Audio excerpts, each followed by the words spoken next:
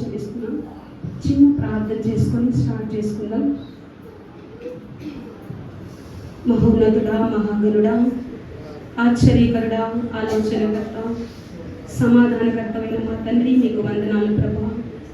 ఈ యొక్క శుభ శుక్రవార దినమున నా తండ్రి, ఈ రీతిగా నీ బిడ్డలమైన మేము నాయన, నీవు ఏర్పరచుకున్న బిడ్డలమైన మేము, నీవు లోకంలో నుండి పిలుచుకున్న బిడ్డలమైన మేము ప్రభువా, నీ యొక్క పరిశుద్ధమైన ఆలయంలో కూడిన ఆయన, నీవు మా కొరకు చేసినటువంటి బలియాగము నిమిత్తమే, త్యాగము నిమిత్తమే నాయన, నీవు ఆ యొక్క శిలువలో పలికినటువంటి 7 మాటలను ప్రభువా, ప్రత్యేకమైన మాటలు మేము ధ్యానం చేసుకుంటూ ఉంటుండగా, నీవు అలనాడు ప్రభువా శిలువ మీద వ్రేలాడుతూ అయా నువ్వు ఏమి ఆలోచించి నాయన, ఏమి ఉద్దేశించి ప్రభువా నీవు ఆ మాటలను మాట్లాడావు, ఆ మాటల్లోని భావమును, అర్థాన్ని అయా మేము గ్రహించి నాయన వాటి ప్రకారం నడుచుకోవడానికి మీరు కృపను దయచేయండి. ఈ యొక్క సమయంలో నా తండ్రి మాట్లాడుతున్నాను, నీ సిలువ చాటును మెరుగుపరచు ప్రభా, నీ చిత్త వృత్తి చొప్పున నడిపించండి. మా హృదయ ధ్యానము మీ దృష్టికి అంగీకారమగునట్టు, తద్వారా మీ నామము మాత్రమే మహిమపరచబడినట్లు నాయన అయా మీరు జరిగించమని నజరేయుడైన యేసయ్య పరిశుద్ధమైన నామములో ప్రార్థించి అడిగి వేడుకుంటున్నాం తండ్రి, ఆమేన్. హల్లెలూయా. గడిచిన వారంలో మన అన్న ప్రశాంత్ అన్న గారు పస్కా పండుగ గురించి చెప్పారు. సో అక్కడి నుంచి కంటిన్యూషన్ వెళ్తేనే మనకి ఈ యొక్క శుభ శుక్రవారం అనేది అర్థమవుతుంది. మరి ఆ రోజు పస్కా పండుగ అయిపోయినటువంటి ఆ రోజు నుంచి తీసుకుంటే, అనగా రాత్రికాల సమయం నుంచి వస్తుంది. పస్కా పండుగ అయిపోయిన తర్వాత ఆ రాత్రికాల సమయంలో యేసు ప్రభుల వారు తన శిష్యులందరినీ కూడా తీసుకొని గెత్సెమనే తోటకి ప్రార్థన చేయడానికి వెళ్తారు. వెళ్ళినప్పుడు తన శిష్యులందరినీ కూడా ఒక చోట పెట్టి గెత్సెమనే తోటలో ఏకాంతంగా తన వాడుక చొప్పున ప్రార్థన చేయడానికి వెళ్ళి అక్కడ ఒక ప్రార్థన చేస్తారు తండ్రి అయిన దేవుడికి. తండ్రి, నీ చిత్తమైతే ఈ గిన్నెను నా ఎద్దు నుండి తొలగించు అని ప్రార్థన చేస్తూ ఎంతో వేదన పడుతూ ప్రార్థన చేసి మరలా శిష్యుల దగ్గరకు వస్తారు. శిష్యుల దగ్గరకు వచ్చినప్పుడు శిష్యులు నిద్రపోతూ ఉంటారు. ఒక గడియను మీరు మేలుకోలేరా? మెలకు కలిగి ప్రార్థన చేస్తే కానీ ఈ శోధన నుంచి మనము తప్పించబడమని చెప్పి శిష్యులకు చెప్పిన తర్వాత ఆ రాత్రికాల సమయంలో అనేకమైనటువంటి ఆ యొక్క బంట్రోతులు కావచ్చు, ప్రధాన యాజకులు కావచ్చు, ఆ యొక్క పరిచయులు కావచ్చు, వారందరూ కూడా యేసు ప్రభువును పట్టుకోవడానికి ఆ రాత్రికాల సమయంలో వస్తారు.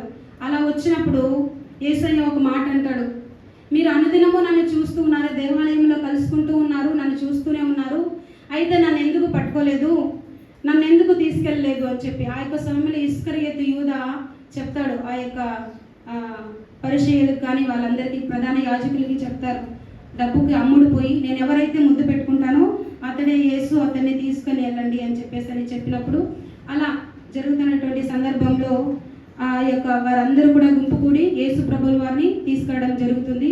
అలా తీసుకెళ్ళినప్పుడు అక్కడ పేతురు కూడా ఉంటారు. యేసు ప్రభువుతో కూడా పేతురు వెళ్తాడు. పేతురుని, ప్రభు నీ కోసం నేను ప్రాణాన్నైనా అర్పిస్తాను, నీకు కానీ నిన్ను నేను వదులుకోను అని చెప్పేసి చెప్తాడు పేతురు. అయితే ఆ రాత్రికాల సమయంలో 3 సార్లు యేసు ప్రభు ఎవరో కూడా నాకు తెలియదు అని చెప్పేసి బొంకుతాడు. ఇలా జరగడం జరుగుతుంది. అలా ఆ సందర్భంలో యేసు ప్రభుల వారిని పిలాతు దగ్గరికి తీసుకురావడం జరుగుతుంది. పిలాతు దగ్గరికి తీసుకొచ్చిన తర్వాత యేసు ప్రభు గురించి చూసినప్పుడు ఇతనిలో నాకు ఏ దోషం కనిపించలేదు, ఏ పాపము నాకు కనిపించలేదని పిలాతు చెప్పడం జరుగుతుంది. అలాగే పిలాతు దగ్గర నుంచి హేరోదు దగ్గరికి తీసుకెళ్తారు యేసు ప్రభుల వారిని. హేరోదు దగ్గరికి తీసుకెళ్ళినప్పుడు బాగా వినండి చక్కగా, పిలాతు యేసు ప్రభుల వారిని హేరోదు దగ్గరికి తీసుకెళ్తారు. హేరోదు కూడా ఇతనిలో నాకు ఏ పాపము కనిపించలేదు, ఇతన్ని ఎందుకు నేను శిక్షించాలి అన్నట్టుగా అక్కడ సందర్భం జరుగుతుంది. ఆ తర్వాత చూసినప్పుడు ఆ సందర్భంలో అంతకుముందు పిలాతు, హేరోదు ఇద్దరు కూడా శత్రువులుగా ఉండేవారని లేఖనం చెప్తుంది. ఆ సమయంలో ఎప్పుడైతే యేసు ప్రభువు వారిని సిలువ వేసే సమయంలో వాళ్ళిద్దరు కూడా మిత్రులుగా మారిపోతారంట. హల్లెలూయా. మిత్రులుగా మారిపోయి యేసు ప్రభువుని సిలువ వేయడానికి తీసుకెళ్తూ ఆ సందర్భంలో అతన్ని పరిహాసం చేస్తూ, నువ్వు నిజంగా దేవుని కుమారుడు అయితే నిన్ను నువ్వు రక్షించుకో, నువ్వు యూదుల రాజు అంట కదా, నువ్వు రాజులకు రాజు అంట కదా, నువ్వు మహిమ కలిగిన దేవుడు అంట కదా, నువ్వు గొప్ప కార్యాలు చేసేవాడంట కదా అని చెప్పి యేసు ప్రభువుని ఎన్నో అవమానిస్తూ ఎన్నో మాటలతో దూషిస్తూ తీసుకెళ్తాం జరుగుతుంది. అలా గడిచినటువంటి రాత్రి కాలంలో జరిగినటువంటి సందర్భం. తరువాత ఉదయం అయినప్పుడు 23వ వచనం మొదటి వచనంలో ఉంటుంది, అంతటా వారందరూ లేచి ఆయనను ఉదయం అయినప్పుడు అనగా ఈ యొక్క శుక్రవారం రోజు యేసు ప్రభువుని గొల్గొతా కొండ అనగా కపాల స్థలం అనబడేటటువంటి ఆ యొక్క కల్వరిగిరికి యేసు ప్రభువుని తీసుకురావడం జరుగుతుంది. అలా తీసుకొచ్చేటప్పుడు కురేనీయుడటువంటి పల్లెటూరు నుంచి ఒక సీమోను అనేటటువంటి అతను వస్తూ యేసు ప్రభు ఒక సిలువను కొంతసేపు మోసినట్టుగా కూడా మనం చూస్తాం. హల్లెలూయా. అలా తీసుకొని వచ్చి కరెక్ట్గా 9 గంటల సమయంలో యేసు ప్రభువుని సిలువ వేయడం జరుగుతుంది. సిలువ వేయక ముందు అతని యొక్క అంగీని కూడా తీసుకొని చీట్లు వేసి పంచుకున్నట్టుగా కూడా మనం చూస్తాం. హల్లెలూయా. చీట్లు వేసి పంచుకునేటటువంటి సమయంలో సిలువ వేసినప్పుడు ఆ మాటను చెప్తారనమాట. ఏ మాట? మొట్టమొదటి మాట యేసు ప్రభువుల వారు సిలువలో చెప్తారు. ఆ మాటకు వెళ్ళబోయే ముందు మనం కొన్ని విషయాలు తెలుసుకోవాలి. హల్లెలూయా. ఈరోజు ఏంటి? గుడ్ ఫ్రైడే అనగా తెలుగులో శుభ శుక్రవారము అంటారు. మామూలుగా ఒకరు జన్మించిన రోజు శుభమైన రోజు అంటారు, లేక ఒక వివాహ దినాన్ని ఈరోజు శుభకార్యము అంటారు. అవునా కదా, ఈ లోకానుసారంగా తీసుకుంటే.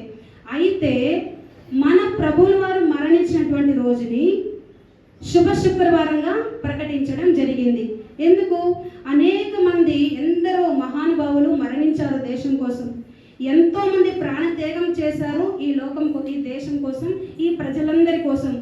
అయితే ఒక్కగానొక్క మన యొక్క దేవుడు మాత్రమే ఆయన యొక్క రక్తం అంతా చిందించి ఆ రక్తము ద్వారా అనగా ఈ లోకంలో ఉన్నటువంటి వారందరూ కూడా తన శరీరాన్ని అర్పించి మనుషులందరి కోసం అనగా ఈ యొక్క మట్టిలో కలిసిపోయే శరీరం కోసం త్యాగం చేసి ఉండొచ్చు. కానీ మన దేవుడైనటువంటి మన యేసయ్య మన ఆత్మల్ని రక్షించట కొరకు, మన ఆత్మలు నరకానికి వెళ్ళిపోకుండా ఆ యొక్క పరలోక రాజ్యానికి వెళ్ళాలనేటటువంటి ఒక సందర్భాన్ని బట్టి ఆ యొక్క శరీరంతో పాటు తన రక్తం అంతటిని కూడా దారబోసి మన యొక్క ఆత్మలను రక్షించాడు. కాబట్టే మనకు ఈరోజు శుభ శుక్రవారముగా అలాగే మనం జరుపుకుంటున్నాం. అవునా కదా?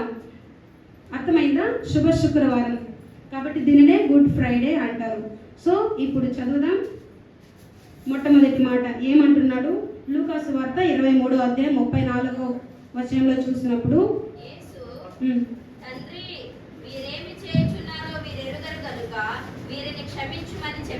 హల్లెలూయా. మళ్ళీ ఒకసారి చదువుదాం. యేసు అంటున్నాడు, యేసు తండ్రి వీరేమి చేయుచున్నారో వీరు ఎరుగను గనుక వీరిని క్షమించమని చెప్పెను. హల్లెలూయా.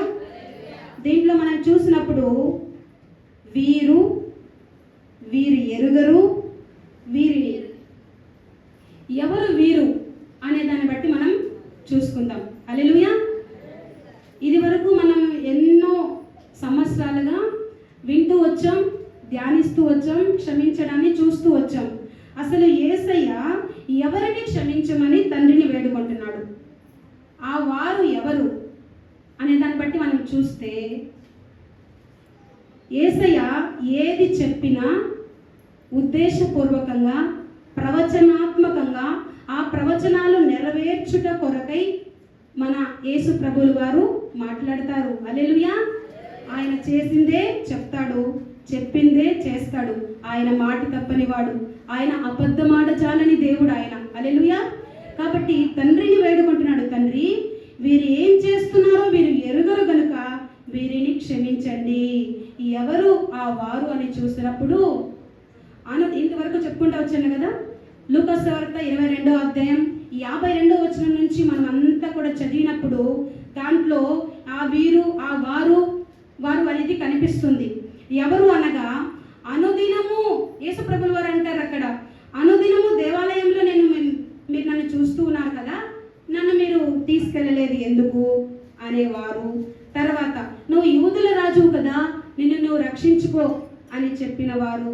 తర్వాత ఇంకా ఆయన ముఖము మీద ఉమ్మి వేసిన వారు, ఆయన్ని అపహాస్యము చేసిన వారిని, ఆయన పిడిగుద్దులు గుద్దిన వారిని, ఆయన్ని నువ్వు యూదుల రాజువు కదా, నిన్ను నువ్వు రక్షించుకో, నువ్వు అనేక మందిని రక్షించావు కదా, నిన్ను నువ్వు రక్షించుకోలేవా అని చెప్పిన వారిని బట్టి యేసు ప్రభువుల వారు తండ్రి అయిన దేవుడికి ప్రార్థన చేస్తున్నాడు. తండ్రి, వీరు ఏం చేస్తున్నారో వీరు ఎరుగలేదయ్యా. దీన్ని బట్టి చూస్తే మనం ఇక్కడ ఒక లాజిక్ మనం అర్థం చేసుకోవాలి. హల్లెలూయా. దైవ కుమారుడని అంతకుముందు వాళ్ళకి తెలుసు.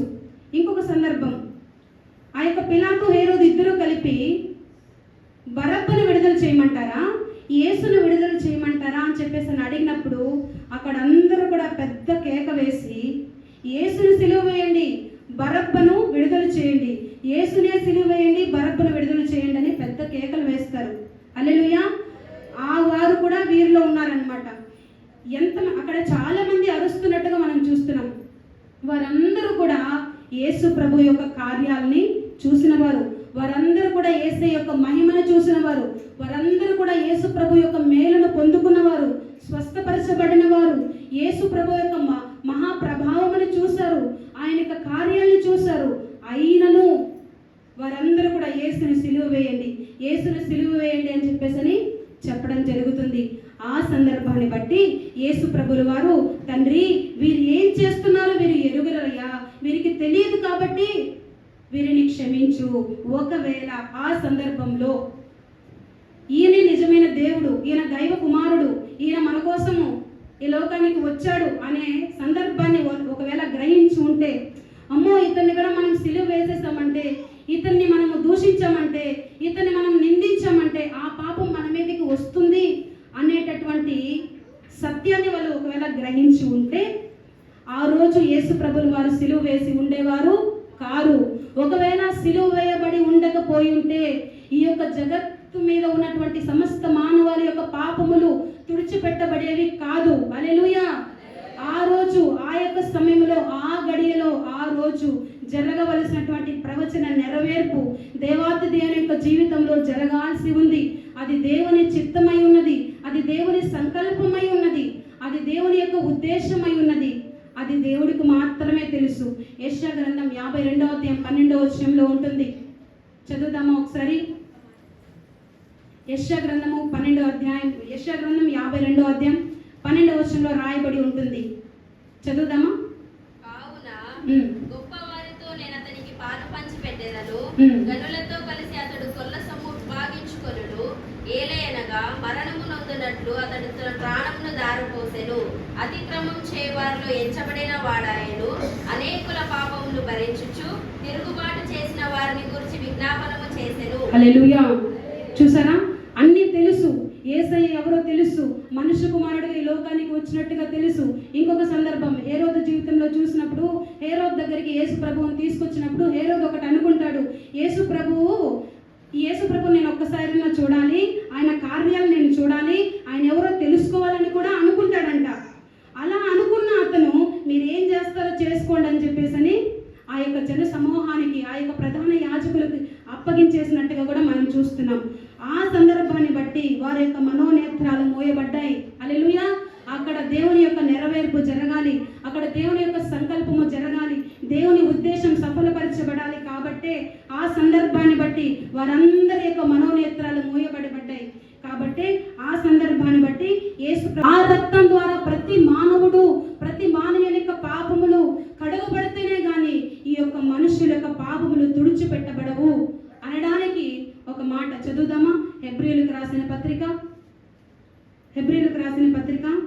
10వ అధ్యాయము, హెబ్రీయులకు రాసిన పత్రిక 10వ అధ్యాయము 3వ వచనం.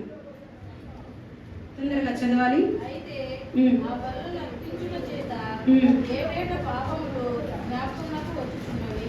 హల్లెలూయా. చూసారా, ఏ బలులు? ఆ గొర్రెలు, మేకలు, కోడెలు, ఆ బలులు అర్పించుట చేటంట ఏటేటా పాపములు గుర్తుకొచ్చేవి. మరలా మరలా మరలా తిరిగి తిరిగి తిరిగి పాపములు చేసేవాడు.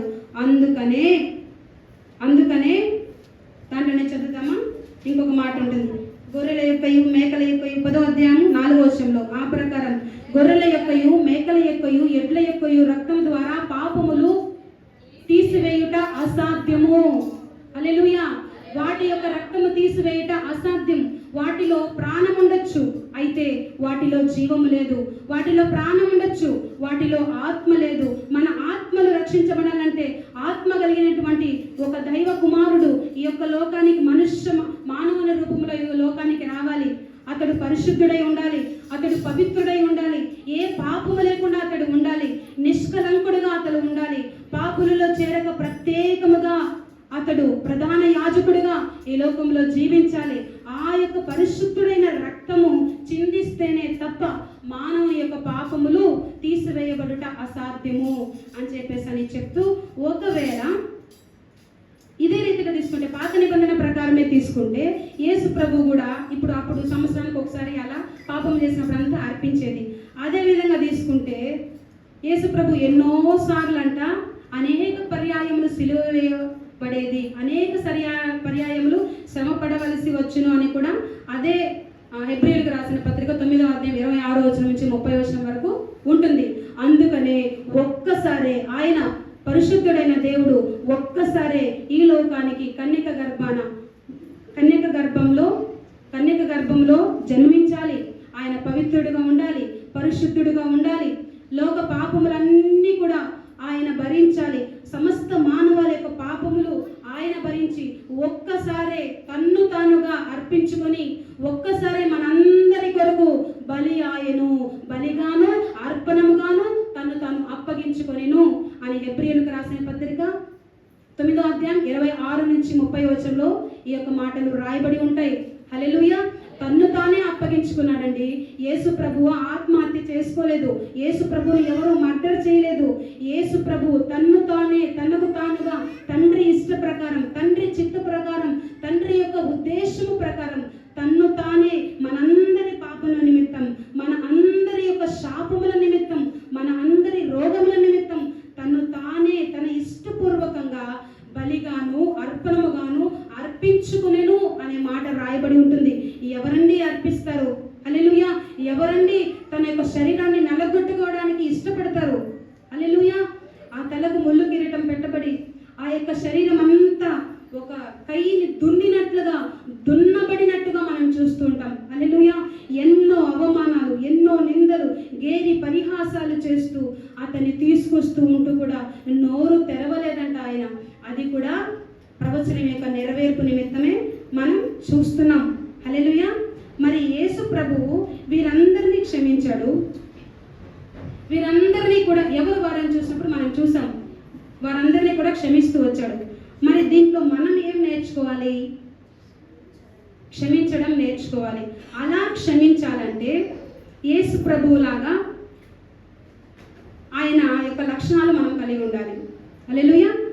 ఆయన యొక్క లక్షణాలు, ఆయన యొక్క స్వభావము, ఆయన యొక్క పరిశుద్ధత, ఆయన యొక్క పవిత్రత మనం కలిగి ఉండాలి. దాంట్లో 3 పాయింట్స్ మనం చూసుకొని ముగించుకుందాం. హల్లెలూయా. అర్థమైందా? ఎవరిని క్షమించమని చెప్తున్నాడు యేసు ప్రభువుల వారు? అక్కడ ఎవరు? వీరెరుగరు, వీరిని క్షమించు అని ఎవరిని చెప్తున్నారు?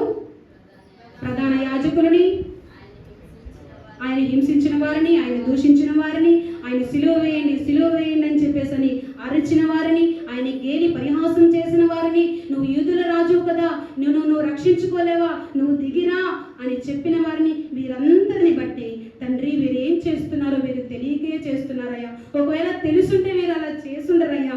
ఒకవేళ తెలుసుంటే చెయ్యకపోయి ఉంటే నీ చిత్తం నెరవేర్చబడేది కాదు ప్రభువా, నీ సంకల్పం నెరవేర్చబడేది కాదు తండ్రి. కాబట్టి వీరు ఏం చేస్తున్నారో వీరు తెలియకనే చేస్తున్నారు నాయన.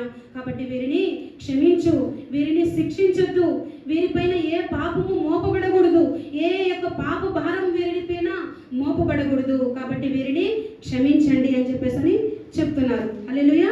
దీన్ని బట్టి మనం చూసుకున్నప్పుడు మనం ఏం నేర్చుకోవాలి?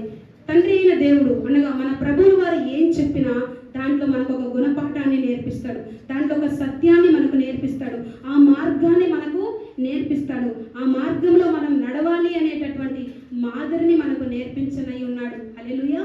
సో మనం కూడా యేసు ప్రభువులాగా క్షమించాలి అంటే మనం ఏం కలిగి ఉండాలి, ఏ లక్షణాలు మనం కలిగి ఉండాలి, అలా ఎవరు కలిగి ఉన్నారు, ఎలా చేశారు అనే దాన్ని బట్టి బైబిల్ గ్రంథంలోనే మనం చూసుకుందాం. హల్లెలూయా. ఒక మాటను మనం చదువుదాం. మత్తయి సువార్త 5వ అధ్యాయము 44వ వచనం. ఒకరు ఎవరైనా చదువుతారా? మత్తయి సువార్త 5వ అధ్యాయము 44వ వచనము. హల్లెలూయా. నేను మీతో చెప్పునదేమనగా మీరు పరలోకమందున మీ తండ్రికి కుమారులై ఉండునట్లు మీ శత్రువులను ప్రేమించుడి. హల్లెలూయా. ఇక్కడ మనం ఒక మాటని రౌండప్ చేద్దామా? మీ పరలోకమందున్న మీ తండ్రికి కుమారులై ఉండునట్లు. హల్లెలూయా. మనము మన తండ్రి అయిన దేవునికి కుమారుడు కుమార్తెలుగా ఉండినట్లయితే, అలా ఉండడానికి ఇష్టపడినట్లయితే మనల్ని హింసించే వారిని, మనల్ని బాధ పెట్టిన వారిని మనము క్షమించాలని మనం చూస్తాం. హల్లెలూయా. దేవుని కుమారుడుగా ఉండునట్లు యేసు ప్రభువుల వారు ఈ లోకంలో ఉన్నప్పుడు ఆయన చేసేటటువంటి ప్రార్థనను బట్టి, ఆయన చేసేటటువంటి సువార్తను బట్టి, ఆయన బ్రతుకునటువంటి బ్రతుకును బట్టి తండ్రి అయిన దేవుడు ఒక సర్టిఫికేట్ ఇచ్చాడండి యేసు ప్రభువు వారికి. ఏమిచ్చాడు? ఈయన నా ప్రియకుమారుడు, ఈయన యందు నేను ఆనందించుచున్నాను. హల్లెలూయా. అలాగే మన జీవితంలో కూడా, ఈ యొక్క ఆత్మీయ జీవితంలో కూడా, మనం ప్రయాణిస్తున్నటువంటి ఈ యొక్క ఆత్మీయ జీవితంలో మన జీవితాన్ని బట్టి, మన యొక్క సద్భక్తిని బట్టి, మన యొక్క ప్రవర్తనని బట్టి తండ్రి అయిన దేవుడు ఆనందించే రీతిగా, తండ్రి అయిన దేవుడు తన కుమారుడు కుమార్తెగా స్వీకరించుకునేటటువంటి రీతిలో అటువంటి భక్తి మార్గంలో మనం నడిచినప్పుడు, ఇప్పుడు అతని దగ్గరికే మనం ఆహారం కోసం వచ్చాము, అతని సహాయం కొరకే మనం వచ్చాం కదా, ఇంత కీడు చేసిన తర్వాత అతడు ఒకవేళ మనల్ని తిరిగి కీడు చేస్తాడేమో, మనల్ని తిరిగి మన మీద తిరుగుబాటు చేస్తాడేమో అని చెప్పేసి తన సహోదరులందరూ కూడా చెప్పుకుంటారంట. మనం ఒకసారి వెళ్ళి క్షమాపణ అడుగుదాం పదండి. వెళ్ళి ఎవరి దగ్గరికి? యోసేపు దగ్గరికి వెళ్ళి క్షమాపణ అడుగుదాం పదండి, మనల్ని క్షమిస్తాడో లేదో అని చెప్పేసి ఆ యొక్క సహోదరులందరూ కలిసి యోసేపు దగ్గరికి వస్తున్నారు. అప్పుడు యోసేపు ఒక బలమైనటువంటి మాట అంటాడు. హల్లెలూయా. ఆ మాటను ఒకసారి చదువుదామా? ఆదికాండం 50వ అధ్యాయం 20వ వచనంలో, మీరు నాకు కీడు చేయని ఉద్దేశించితిరి గాని నేటి దిన బ్రతుకుచున్నట్లు, అనగా బహు ప్రజలను బ్రతికించినట్లుగా అది మేలుకే దేవుడు ఉద్దేశించెను. హల్లెలూయా. ఇక్కడ మనం చూస్తాం, దేవుని ఉద్దేశాన్ని అతడు గ్రహించాడు, దేవుని యొక్క సంకల్పాన్ని యోసేపు గ్రహించాడు, దేవుని యొక్క దృఢమైనటువంటి దైవ చిత్తాన్ని యోసేపు గ్రహించాడు. కాబట్టి ఆ ఉద్దేశాన్ని చేత పట్టుకున్నాడు. కాబట్టి ఆ ఉద్దేశ ప్రకారం అతని జీవితం అంతా సాగించుకుంటూ ఈరోజు అనేక మంది జనులు బ్రతుకుతున్నారు, నా వలన బ్రతుకుతున్నారు, నా వలన అనేక మంది ఆకలి తీర్చబడుతుంది. కాబట్టి మీరు నాకు మేలే చేశారు. కీడు చేసినా కూడా ఆ కీడులో కూడా మేలును యోసేపు గుర్తిస్తున్నాడు. హల్లెలూయా. అలాగే ఆ రోజు యేసు ప్రభువుల వారు కూడా చూసినట్టు వారందరూ కూడా అలా చేస్తున్నారు. అలా చేయడం వల్ల మన అందరి పాపములకు విముక్తి కలిగింది, మన అందరి శాపములకు విముక్తి కలిగింది, మన అందరి ఆత్మలకు, ఈ తరము వారికి కావచ్చు, జరిగిపోయే తరం వారికి కావచ్చు, రాబో తరము వారి అందరి యొక్క పాపముల నిమిత్తమై ఒక పాప విమోచన క్రయధనముగా ఆయన రక్తం చిందించబడింది. ఆ రోజు యేసు ప్రభుని వాళ్ళు అలా నిందించకపోయి ఉంటే, ఆ రోజు యేసు ప్రభుని వాళ్ళ అలా సిలువ వేయబడకపోయి ఉంటే, ఈ రోజు మనము రక్షణ భాగ్యంలో నడిచే వారము కాదు. యోసేపులాగా దేవుని చిత్తాన్ని ఎరిగిన వారమై ఉన్నట్లుగా మనం ఉన్నట్లయితే ఎవరినైనా కూడా మనము క్షమించగలుగుతాం, ఆ యొక్క శోధన నుంచి తప్పించబడతాం, ఆ యొక్క శోధనను జయించగలుగుతాం. దీంట్లో మనం ఒకటి గుర్తించాలి, దేవుని యొక్క చిత్తాన్ని మనం ఎరిగి ముందుకెళ్ళాలి. హల్లెలూయా. మరి అదే రీతిగా కొత్త నిబంధనలు చూసినప్పుడు అపోస్తల కార్యములు, హల్లెలూయా, అపోస్తల కార్యములు 7వ అధ్యాయం 55-60 వచనంలో మనం చూసినప్పుడు స్టెఫను కూడా చూడండి, అనేక మంది అక్కడ ఏం లేదు సందర్భం. ఎందుకయ్యా మీరు దేవుని వాక్యాన్ని వక్రీకరిస్తున్నారు? ఎందుకు దేవుని సేవకుల్ని ఎందుకు మీరు అవమానిస్తున్నారు? దేవుడు చెప్పిన వాక్యాన్ని ఎందుకు మీరు వ్యతిరేకిస్తున్నారు అని చెప్పేసి అక్కడ ఖండిస్తున్నాడు. దేవుని నిమిత్తమే యోసేపు అక్కడ పోరాడుతున్నాడు, దేవుని నిమిత్తమే నిలబడుతున్నాడు. అందుకని చెప్పేసనే స్టెఫను మీదంట పండ్లు కొరికేంతగా కోపగించుకున్నారంట, పండ్లు కొరికేంతగా చంపడానికి రాళ్ళు రువ్వుతున్నారు. అతన్ని చంపేశారు. ఎందుకు? దేవుని నిమిత్తమే నిలబడ్డాడు కాబట్టి, ఆయన దేవుని వైపు మాత్రమే చూస్తున్నాడు కాబట్టి, దేవుని కార్యముల నిమిత్తమే అతడు బ్రతుకుతున్నాడు కాబట్టి, దేవుని కొరకే అతను బ్రతుకుతున్నాడు కాబట్టి అతని చిత్రహింసలు పెడుతున్నారు, అతని రాళ్లతో కొడుతున్నారు, చంపివేశారు లాస్ట్కి. ఆ సందర్భంలో కూడా స్టెఫను పరిశుద్ధుని యొక్క ఆత్మ కలిగి ఉన్నాడు కాబట్టి దేవాతి దేవుని వైపే చూస్తున్నాడు, మనుష్యుల వైపు చూడలేదు. మనుష్యుల యొక్క ఆ సందర్భాన్ని బట్టి చూడలేదు, మనుషుల యొక్క నిందలు ఆయన చూడలేదు, మనుషులు పెట్టే శ్రమల వైపు ఆయన చూడలేదు. దీనిలో నా దేవుని ఉద్దేశం ఒకటి ఉంది, నా దేవుని యొక్క సంకల్పం ఒకటి ఉంది. దేవుని వైపే చూసినట్టుగా మనం చూస్తున్నాం. ఆకాశం వైపు తేరి చూసినప్పుడు తండ్రి అయిన దేవుడు తన కుడిపార్శ్వమందు యేసు ప్రభుల వారు ఉన్నట్టుగా అతడు చూస్తున్నాడు. కాబట్టి ఆ సందర్భాన్ని బట్టి కింద ఒక మాట అంటాడు, తండ్రి వీరి పాపములను తీసివేసే, ఈ పాపాన్ని తీసివేసి. చూసారా ఎంత గొప్ప ఆలోచన అండి స్టెఫన్ది. అటువంటి ఉద్దేశాన్ని మనం కలిగి ఉండాలి. మనం దేవుని వైపు ఎప్పుడైతే చూస్తామో దేవుని వైపే మనం చూడాలి. మన గురి, మన గమ్యము, మన యొక్క ఆలోచన సమస్తము కూడా దేవుని వైపే మనం చూసినప్పుడు ఎవరినైనా కూడా క్షమించగలుగుతాం. హల్లెలూయా. యేసయ్య అదే చేశారండి. ఈ లోకంలో వచ్చి ఇవన్నీ కూడా పట్టించుకోలేదు, ఎవరిని ఏది పట్టించుకోలేదు.